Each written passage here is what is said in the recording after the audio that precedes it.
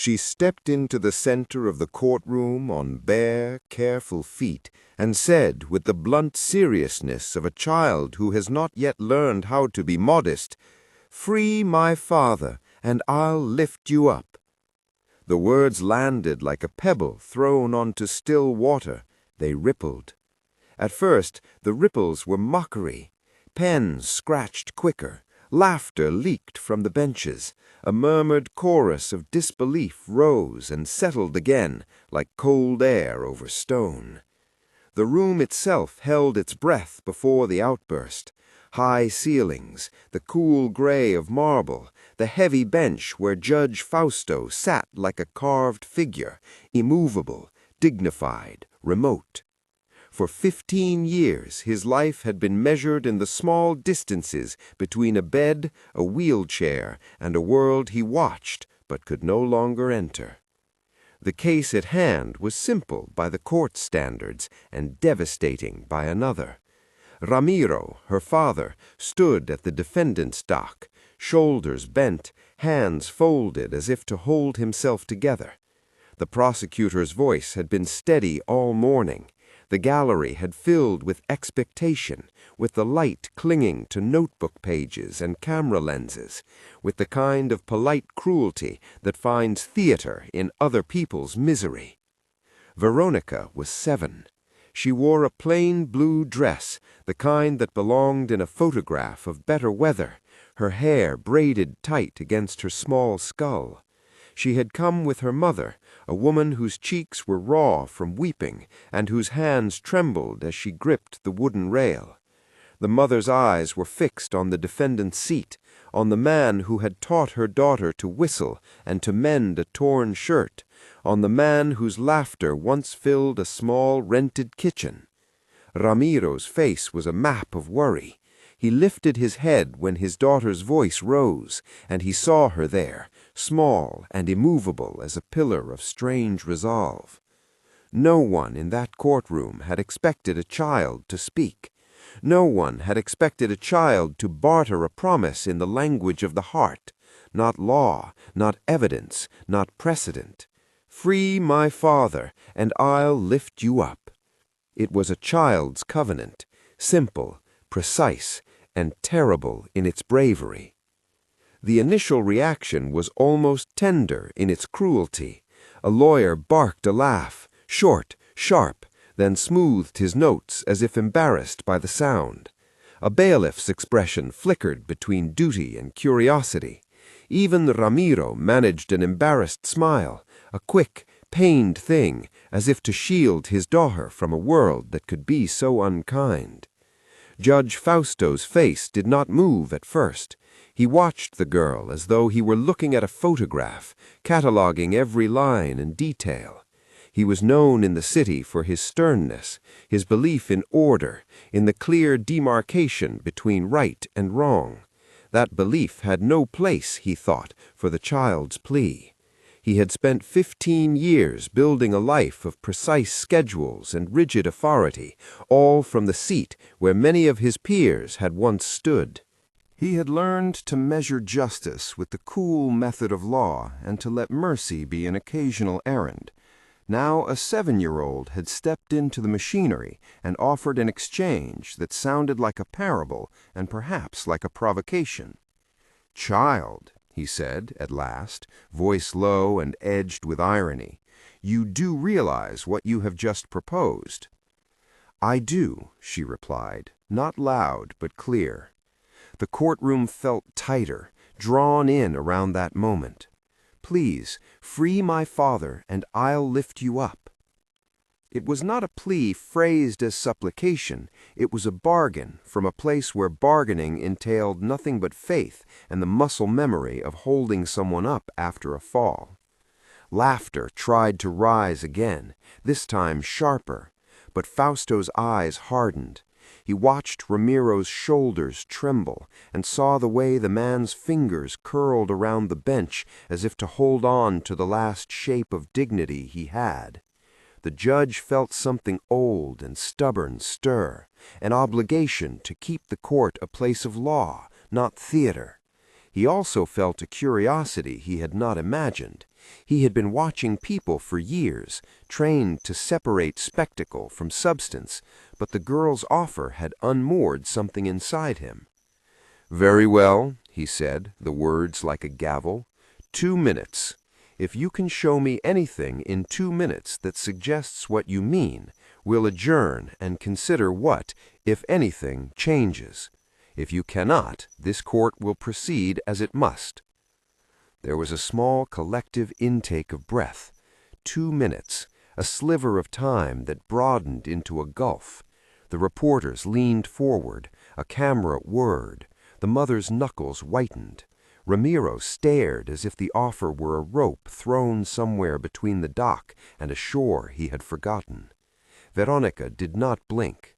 2 minutes to a child can be an eternity and also a mere breath. To the adult crowd, it looked like an impossible window, a parting of curtains barely large enough for the eye to pass. She crossed the room with feet that made no sound on the polished floor. People nudged to see the small figure moving toward the bench, an image that would be printed in many ways in their minds later. A blue dress, a child's chin set with determination, the metallic gleam of a courtroom. The closer she came, the louder the adult world became. Camera shutters, the rustle of lawyers' coats, the low hum of words held back. Yet there were details that none of them could ignore. She stooped and put a hand on the judge's trousers, not on the polished arm of the bench, but on the very place where Fausto's knees had been pressed into life for 15 years. Her fingers were small, almost fine enough to seem ornamental against the roughness of institutional authority. The dress moved like a small tide. When she lowered herself, she did not kneel in supplication to law. She knelt like someone performing a small ritual at the threshold of an old wound. She closed her eyes for a moment, and whatever she said had the cadence of something learned at a kitchen table rather than from any chapel. Short words, a child's grammar stitched together with raw need. "Please," she whispered, the single syllable a thread through the iron of the courtroom. "Please, help my father." There was no chanting, no flourish of doctrine, only the thin voice of a child asking a favor. That is what made the scene so disarming. It was nothing like the extravagant claims the tabloids might have wanted. It was domestic, intimate, immediate. For a while, nothing happened that could be described aloud. The lawyers tried to keep their posture neat. The reporters waited for the dramatic. Even Ramiro seemed stunned, as if he had forgotten what it felt like to allow hope into his chest. Then, very slowly, like the far edge of a storm that first kisses the leaves, a sensation came into Fausto's leg. It started at the knee, an awareness, infinitesimal at first, a tingling that was more a memory than a new thing. He frowned and shifted in his chair. It was an awkward, involuntary reaction, and it drew a few chuckles, nervous ones, from those who still believed themselves safely detached. The tingling became a twitch, a small movement in the calf, a tightening and then a release, as if a string were being pulled where no string had been for years. The judge's hand flew to the armrest, his face a study in the attempt to reconcile the register of law with what his body was betraying him into feeling. Someone muttered, and the murmur grew. Cameras already aimed found a new prey. "Is he?" a reporter breathed. Fausto's eyes, which had spent so long reading statutes and precedents, were now reading his own flesh. He felt the response as a stranger would feel an unexpected guest at a doorstep. Panic flirted with astonishment. He dug the heels of his hands into the armrests and tried to prevent that guest from entering the room. There was a point where the laughter had been loud enough to be insolent and stopped being loud enough to hide the sound of breathing. People leaned in, not to be cruel this time, but to catch the next molecule of change.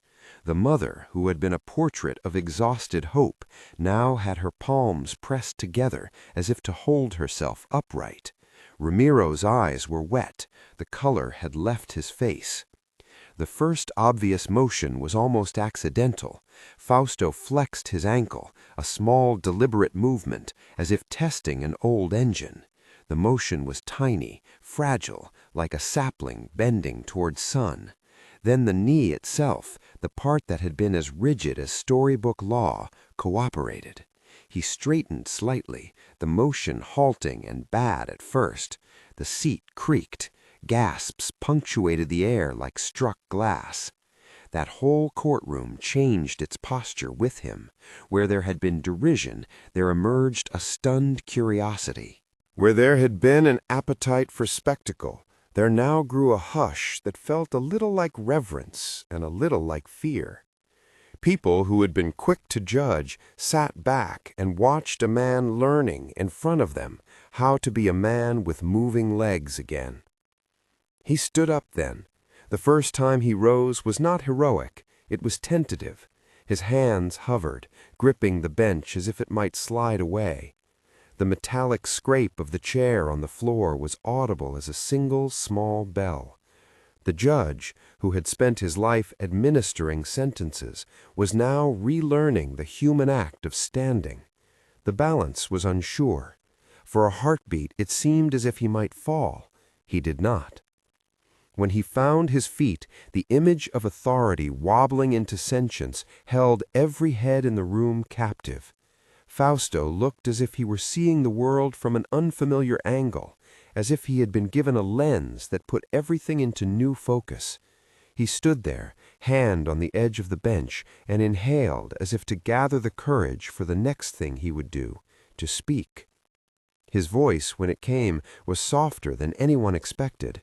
The austerity of years behind the bench had not entirely left him, but the hardness had thinned.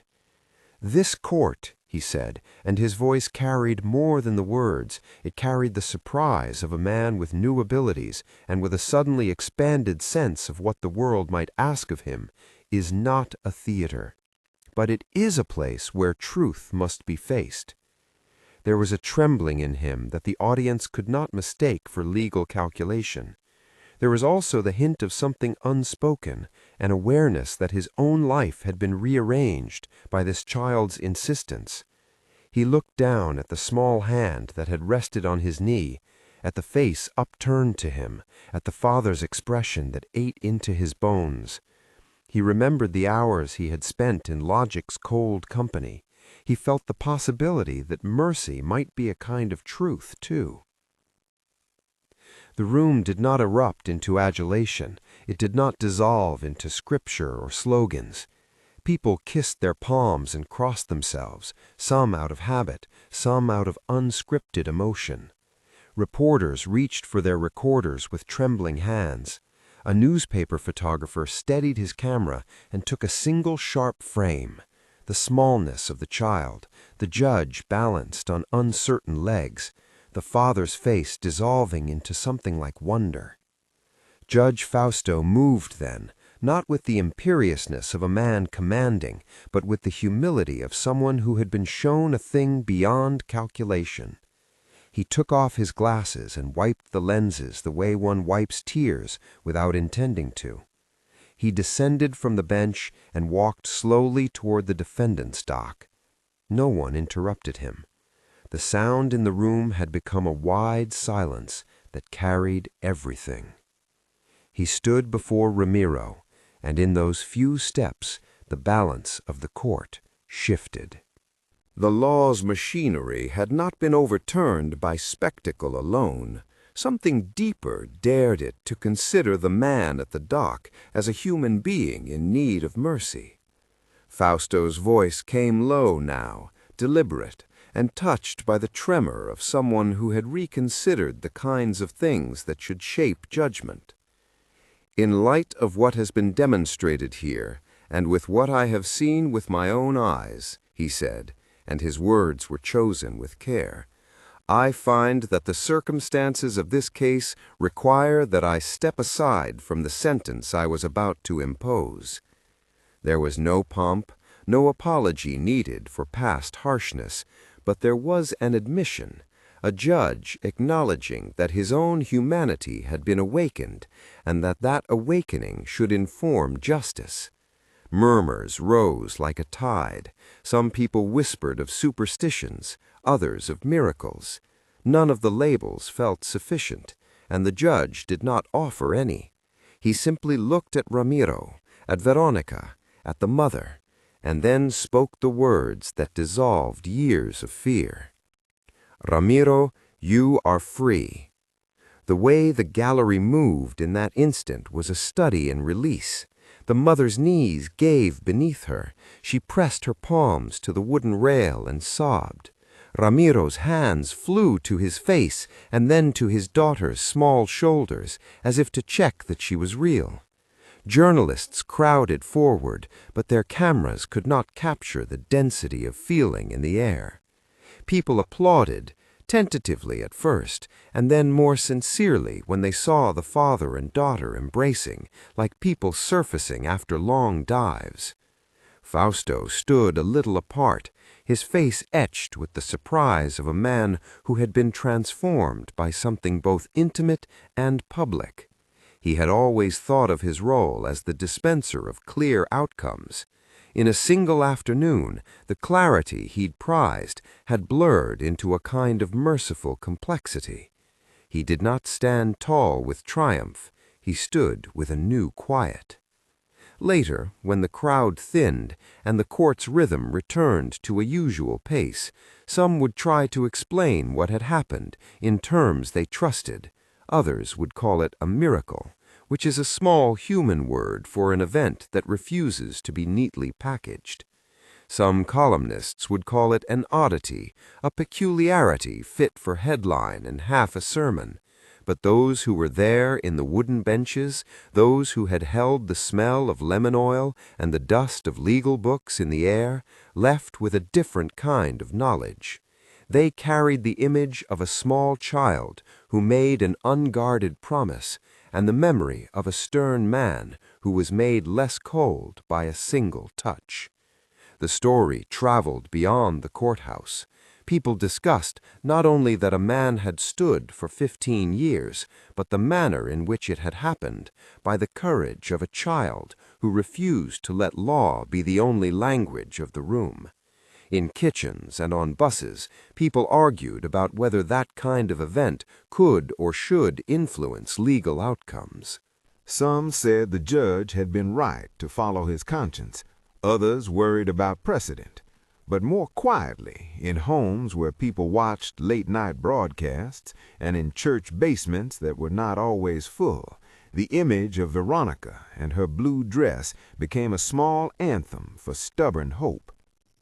Ramiro would tell the story later and always begin in the same place, with his daughter's voice cutting through the court like a bell. He would say that his first thought was disbelief, then shame, and finally an awe that felt like the loosening of something tight inside him. He would not speak of certainty about why the things changed. He would offer instead the knowledge of what it did to them, the return of a father's steps, the softening of a judge, the repair of a family. He would say, with the humility of one who had been spared, that his daughter's simple covenant had been more powerful than any file of evidence.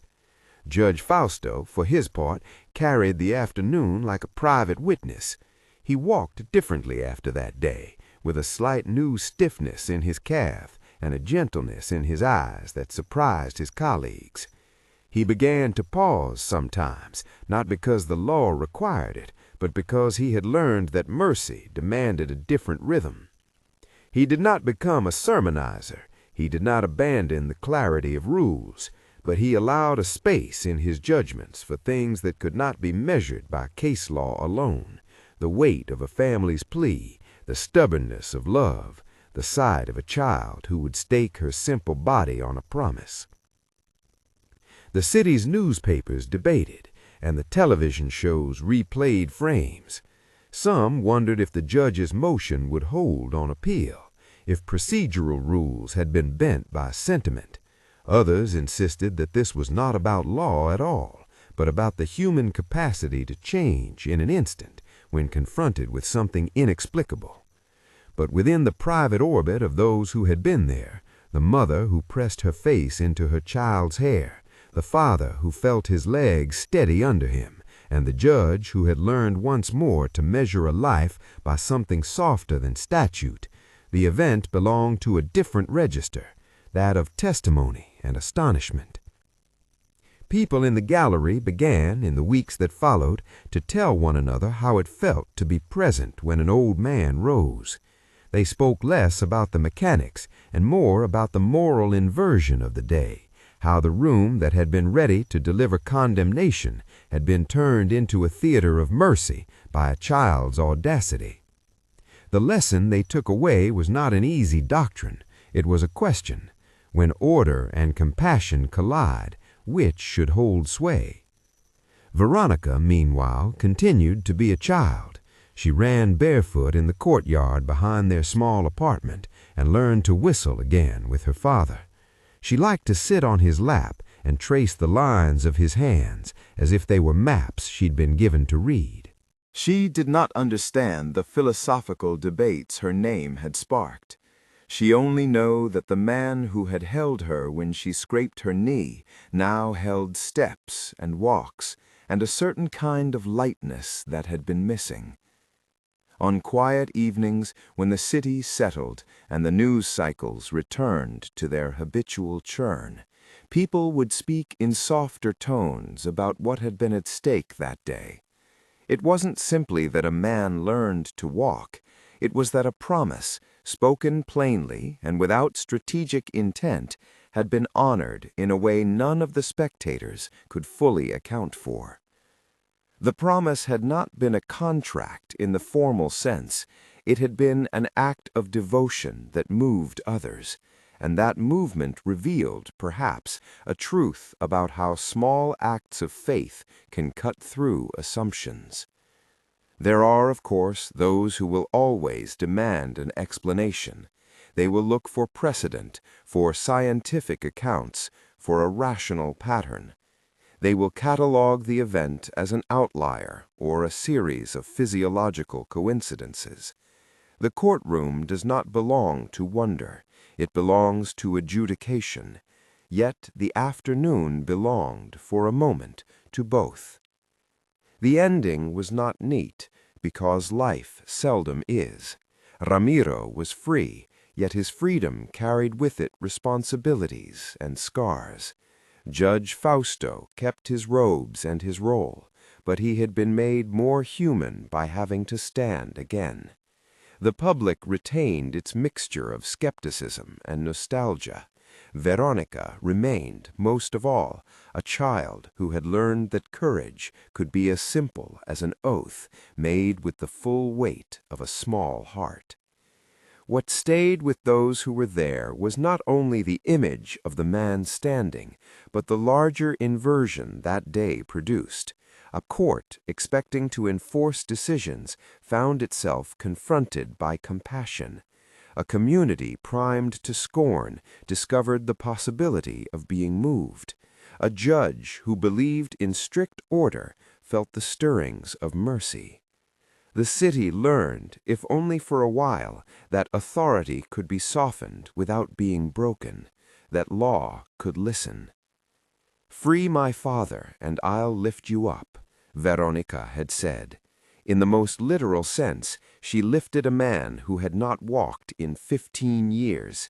In a deeper sense, she lifted something else, a community's capacity to surprise itself, a father's hope restored, and a judge's heart opened to reconsider the nature of justice. It was an unexpected reversal, yes, but not a theatrical one. It was a redistribution of compassion, handed back in a courtroom that had expected to only dole out verdicts. If this story moved you, share it with someone who needs a reminder that sometimes the smallest promises carry the heaviest truths.